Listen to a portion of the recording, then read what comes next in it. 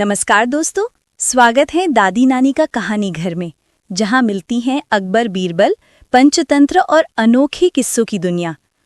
आज की कहानी है 100 सोनार की, 1 लोहार की। आगे जो हुआ वो आपको हंसा हंसा कर लोटपोट कर देगा। तो चलिए शुरू करते हैं आज की मजेदार कहानी।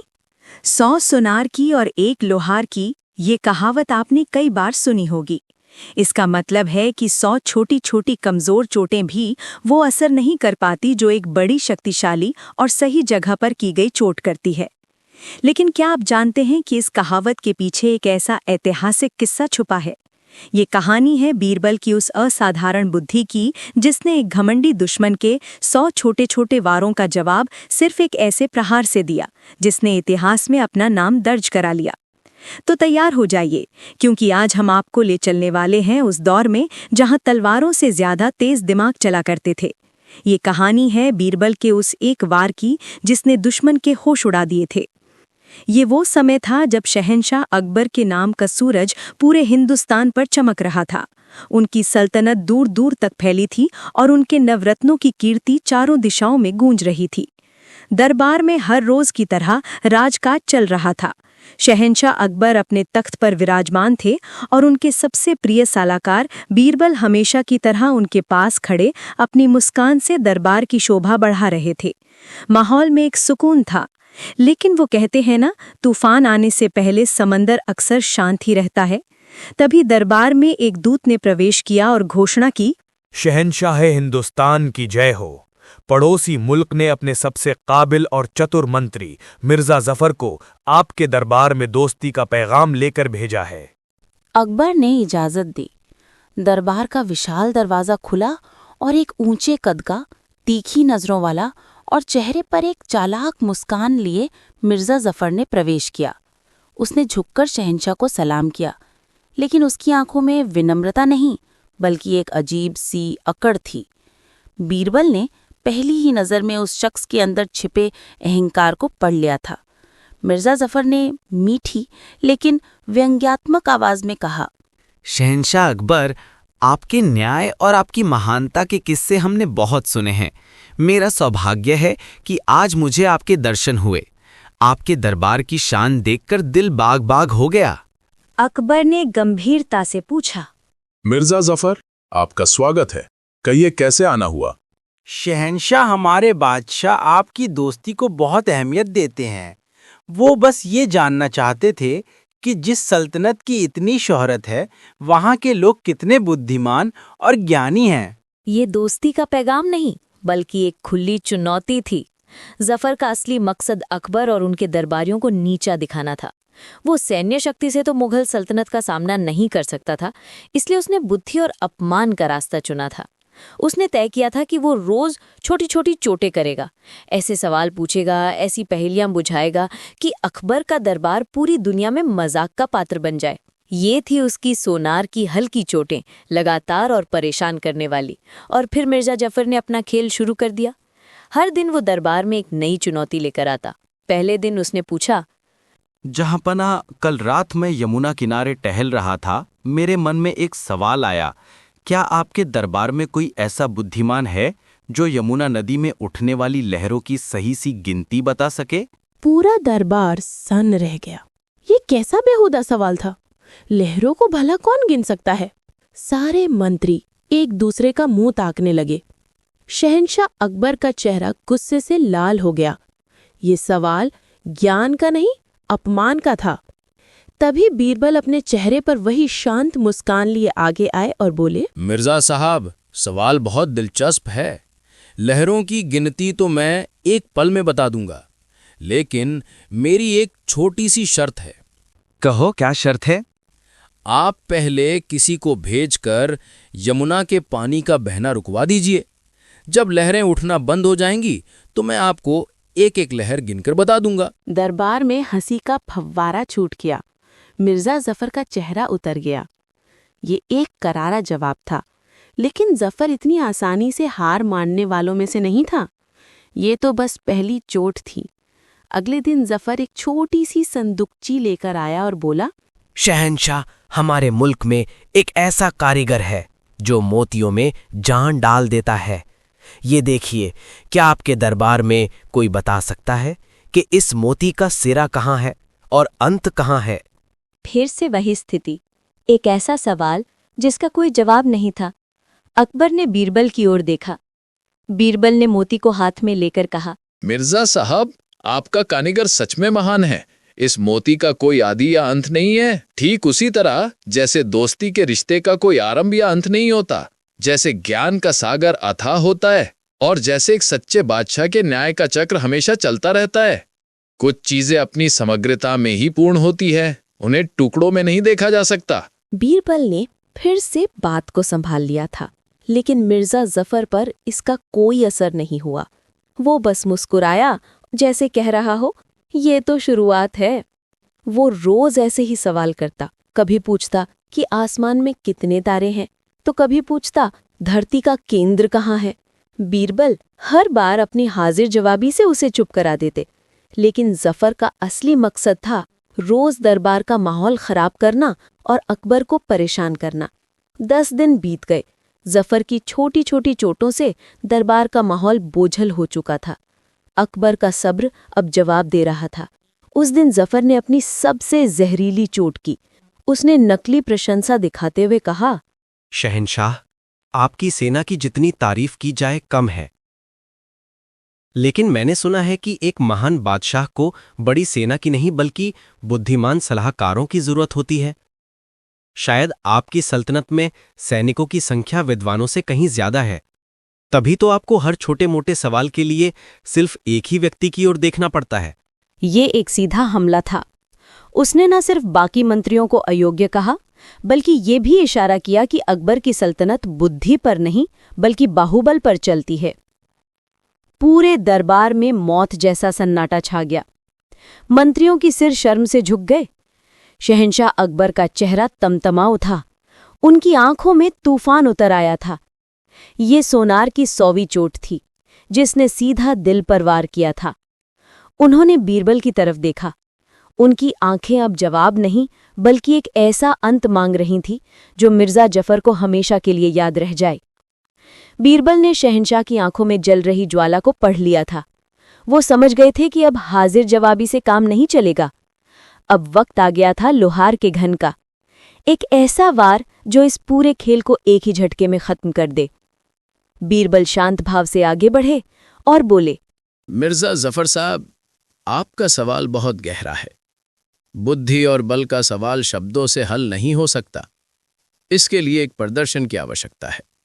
जहांपना, अगर आपकी इजाजत हो तो मैं मिर्जा साहब को उनके सवाल का जवाब 7 दिन बाद इसी दरबार में देना चाहूंगा। अकबर ने आश्चर्य से पूछा, 7 दिन? बीरबल ने उत्तर दिया, जी जापना, एक बड़े प्रहार के लिए लोहे को अच्छी तरह तपाना पड़ता है।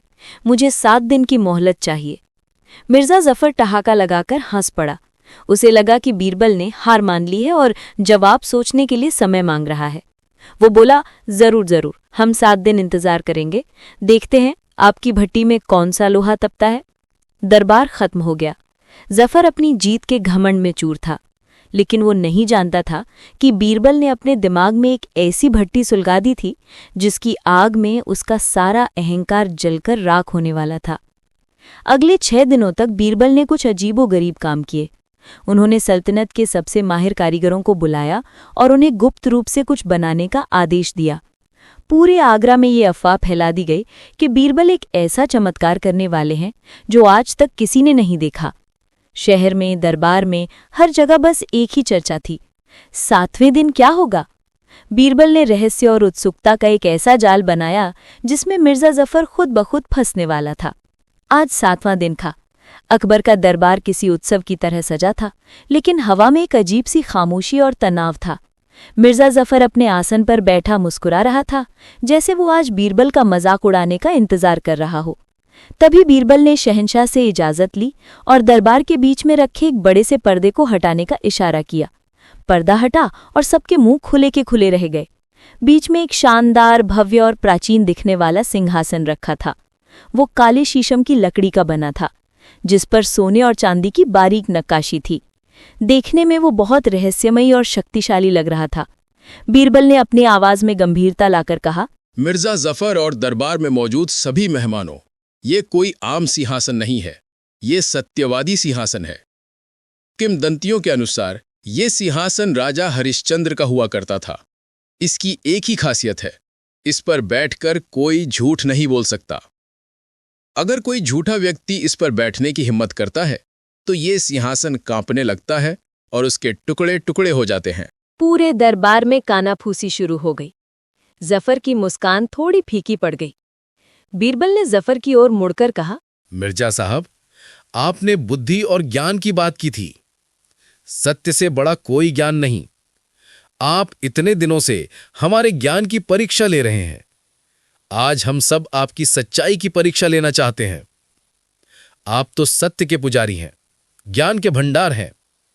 आपके सिंहासन पर बैठने से इस सिंहासन का मान और बढ़ जाएगा। कृपया आएं और इस सिंहासन को सुशोभित करें। ये बीरबल का जाल था, एक मनोवैज्ञानिक जाल।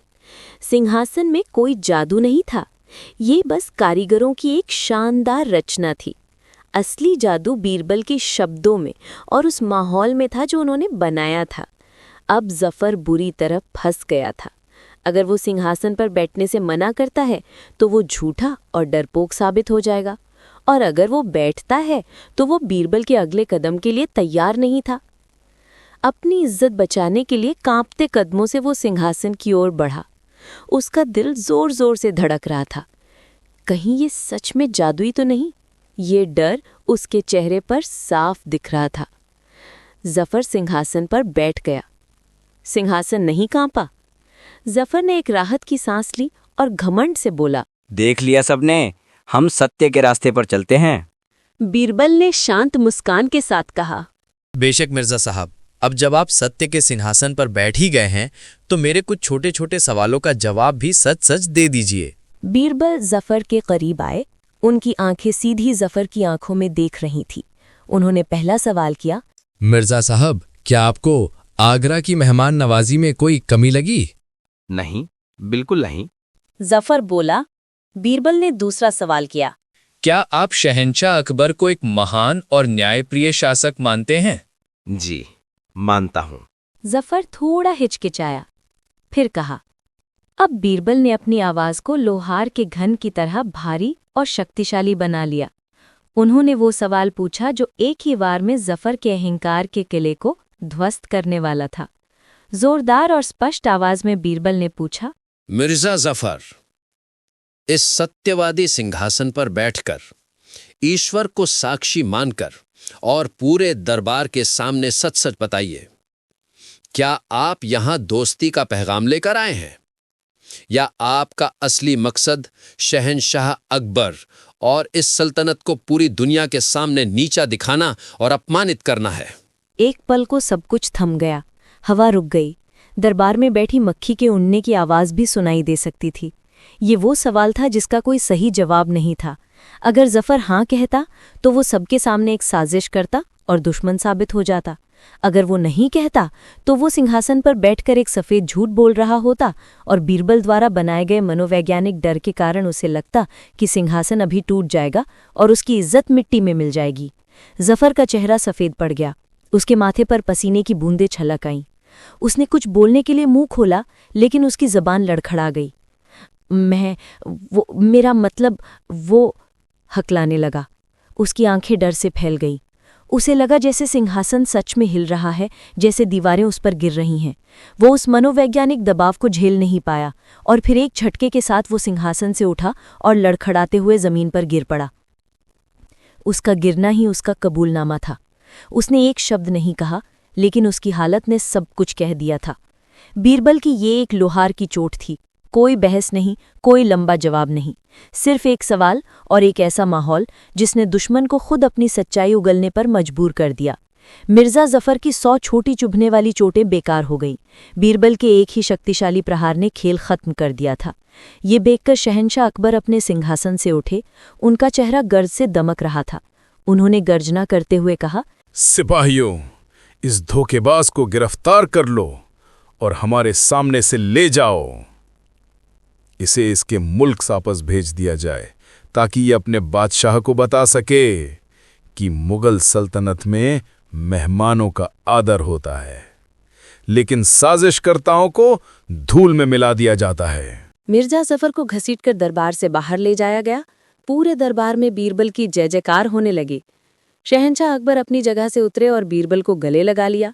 अकबर बोले, बीरबल, आज तुमने सिर्फ हमारा ही नहीं पूरी सल्तनत का मान रख लिया। आज हमने अपनी आंखों से देख लिया कि 100 सोनार की 1 लोहार की का असली मतलब क्या होता है। दोस्तों, मिर्जा जफर के 100 सवाल उन सोनार की चोटों की तरह थे जो सोने को सिर्फ खरोच सकती है, उसे तोड़ नहीं सकती। लेकिन बीरबल का एक मनोवैज्ञानिक दाव उस लोहार के भारी घन की तरह था, जिसने एक ही बार में दुश्मन के अहंकार, उसकी साजिश और उसके घमंड को चकनाचूर कर दिया। ये कहानी हमें सिखाती है कि जीवन में छोटी छोटी परेशानियां और आलोचनाएं हमें विचलित कर सकती है, लेकिन उनका जवाब गुस्से या हर एक बात पर प्रतिक्रिया देकर नहीं दिया जाता।